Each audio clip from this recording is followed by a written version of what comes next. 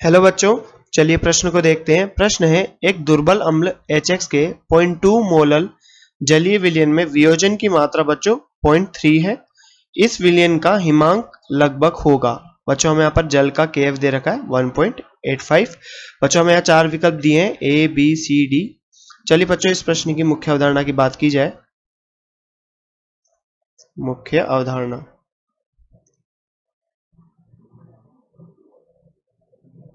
तो बच्चों यहाँ पर हम हिमांक में अवनमन की बात करेंगे, जिसका सूत्र बच्चों क्या होता है, हिमांक में अवनमन, जिसे हम बच्चों डेल्टा TF बोलते हैं, और इसका सूत्र होता है बच्चों I into M into KF। तो बच्चों ये इसका सूत्र होता है हिमांक में अवनमन का।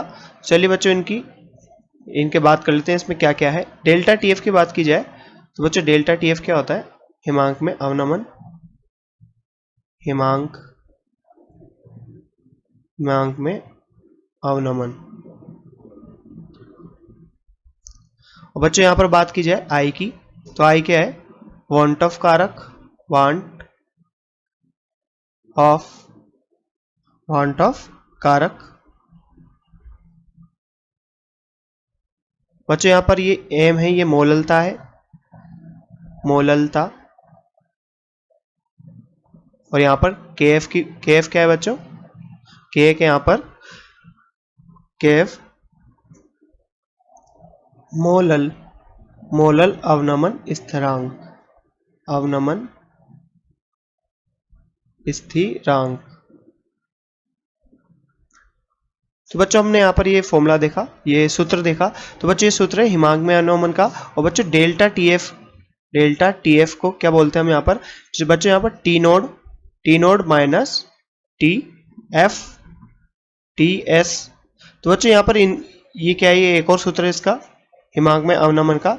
यहाँ पर बच्चों टी नोड की बात करें तो ये क्या होता है, यहाँ पर ये विलायक का हिमांक बिंदु होता है बच्चों, विलायक का हिमांक बिंदु, विलायक का हिमांक बिंदु। और बच्चों TS की बात करें तो TS क्या होता है बच्चों, विलयन का हिमांक बिंदु। तो ये क्या है, विलयन का हिमांक बिंदु। तो बच्चों हमें यहाँ पर प्रश्न में विलयन का ही मान पूछा है, तो बच्चों यहाँ पर हमें TS का मान बताना है, TS का मान क्या होगा। तो चलिए बच्चों प्रश्न में देखते हैं, प्रश्न में हमें क्या क्या मान दिए गए हैं। तो बच्चों प्रश्न में हमें दिया गया है मोललता की वैल्यू, मोललता का मान दिया है बच्चों 0.2 मोलल। और बच्चों हमें यहाँ पर अल्फा का मान दिया है वियोजन की मात्रा, इसे बोलते हैं बच्चों वियोजन की मात्रा,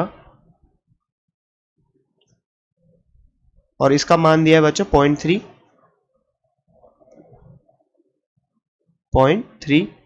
और बच्चों हमें यहां पर दिया है KF का मान, KF इसे क्या बोलते हैं, विलायक का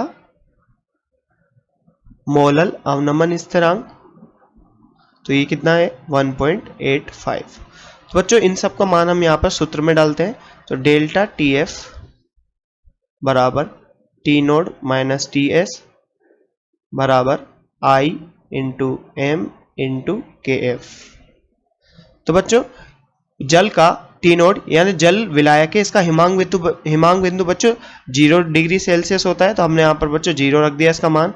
हमें TS यानी कि विलयन का हिमांक बिंदु ज्ञात करना है। और बच्चों I का मान हम यहाँ पर कैसे निकालेंगे, I बराबर क्या होता है बच्चों, I बराबर होता है 1 प्लस अल्फा N माइनस 1। तो बच्चों यहाँ पर N क्या होता है, N जो विलय होता है बच्चों, विलय के जो अणु होते हैं वो वियोजन के बाद जितने होते हैं वो N का मान होता है। तो N का मान लिख सकते हैं एक विलय के अणु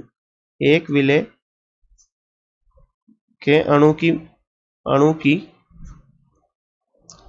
वियोजन के बाद संख्या, तो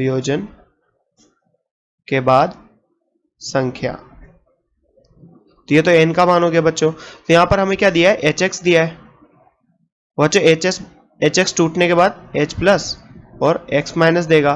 तो बच्चों यहाँ पर I का मान निकाले, तो I का मान क्या होगा 1 प्लस बच्चों एल्फा का मान कितना दिया है 0.2 दिया है, और यहाँ पर N का मान क्या होगा, N का मान है 2 इंटू प्लस माइनस 1। तो बच्चों यहाँ से कितना मान निकल के आता है इसका?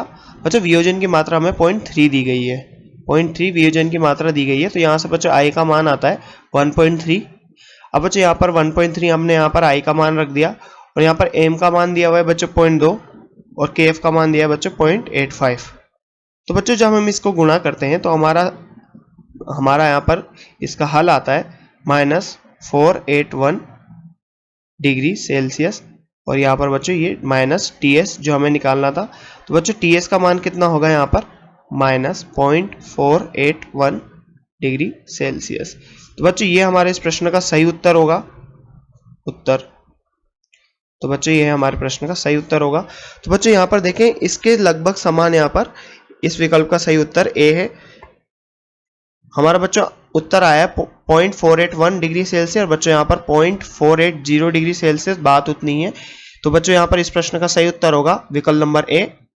आशा करते हैं बच्चों आपको प्रश्न समझ में आया होगा। धन्यवाद।